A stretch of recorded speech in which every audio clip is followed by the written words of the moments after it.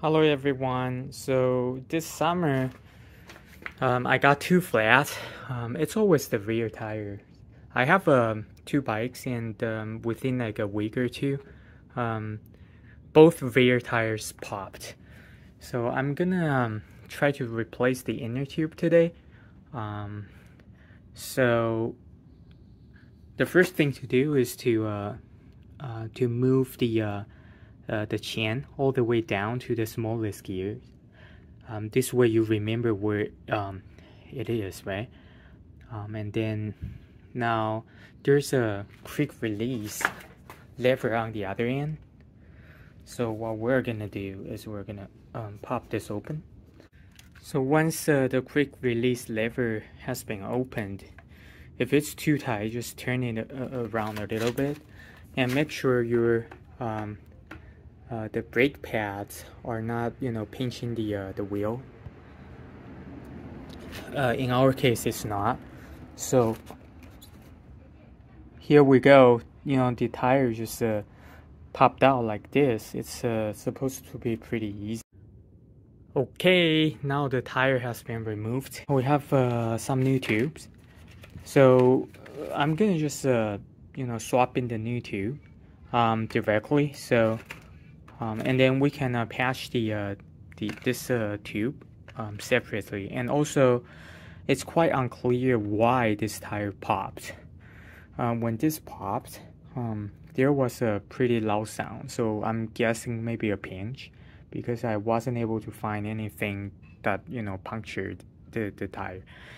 And this is the a bike, I guess a tire repair kit.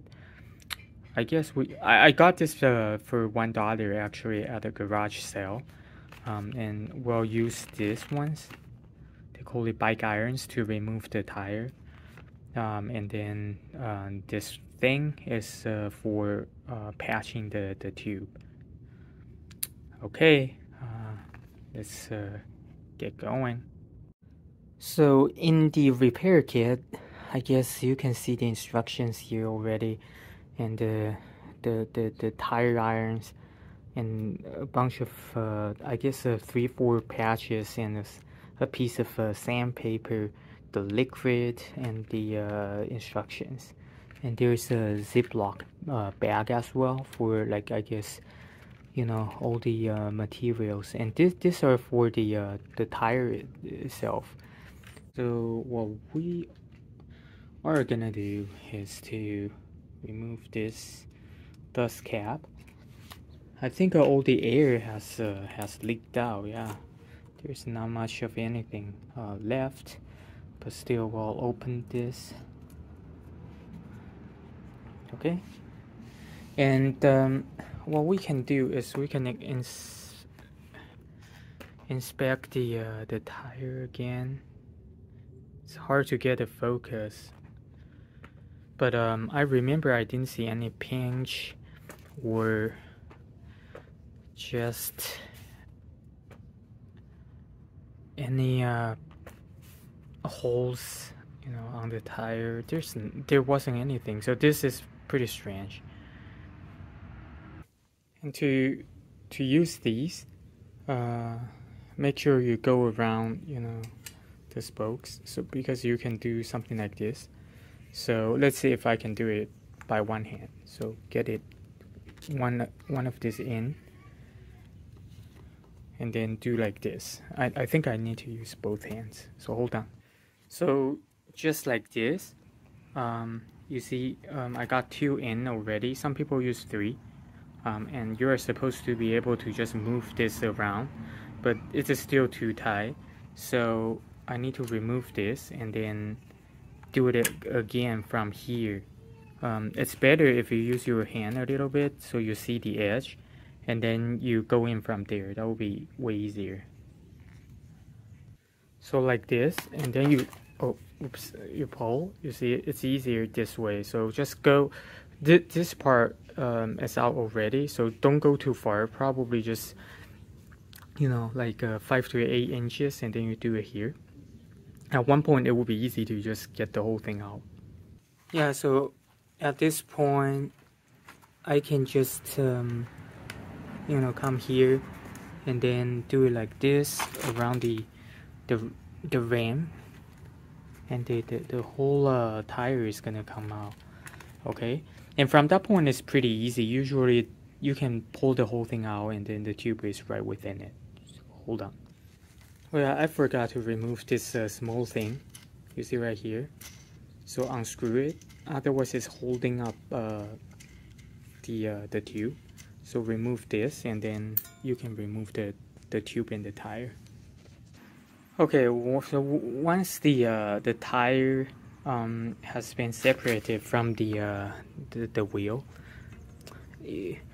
I saw that, you see, this part is entirely sucked in. So there's a possibility that, you know, when it was flat and I needed to pump it to 100%, I didn't realize that this, I guess, valve has been pulled out too much. So maybe the pinch is right there.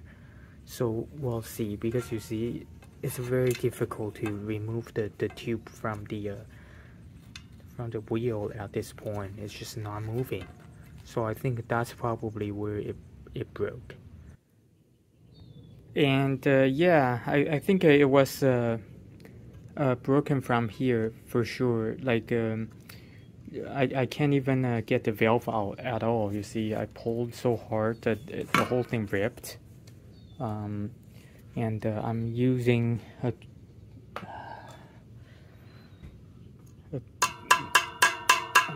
tools trying to get it out. It's very difficult.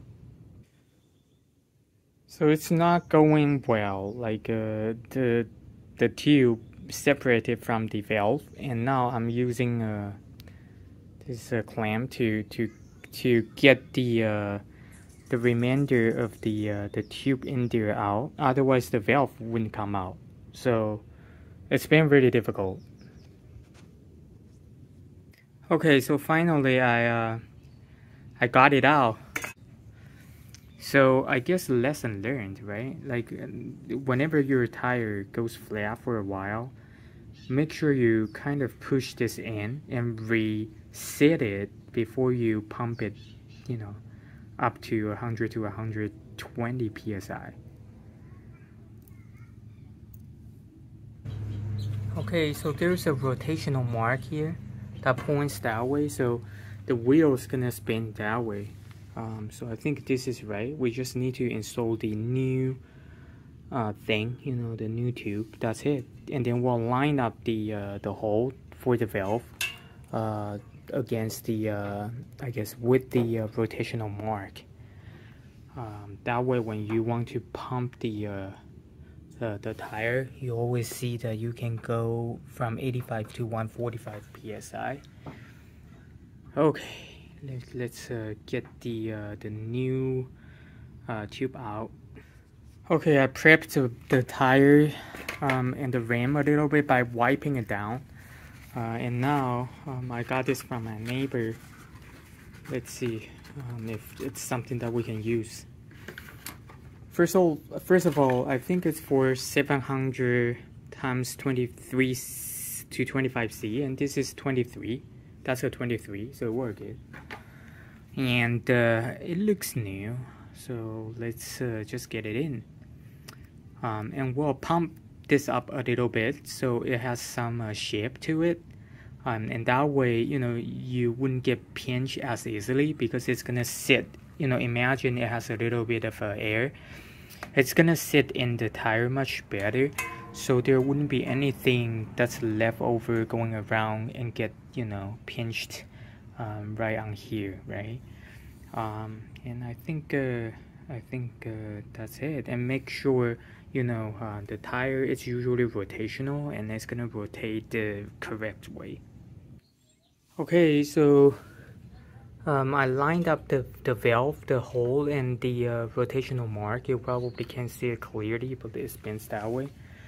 And it's now to put this back into the rim.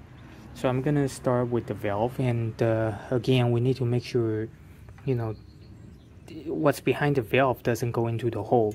That's how we broke the last tire. So keep this within the rim. And that's pretty much it. Now we've installed this the new tube in the tire correctly. So it wasn't as simple. So when you face like a resistance on the last stretch, you just use the bike, iron to push the tire in. I think now it's good. I just want to I do this on both sides to make sure I don't see the tube out here, right? You see no tube. So that way it sits within here, and then I'll pump a little bit of air in and then inspect again, and then I'll screw this in, and I'll make sure I can push this upwards a little bit when I pump the tire, right at the very beginning, making sure nothing is pinched within this the hole for the valve. Okay, that's it for today. It's fixed. It's pumped up to 100 psi now. So the tool was very helpful, but today there's no tire to patch. And these are really way too helpful. I highly recommend them. I think that's it, folks. See you next time.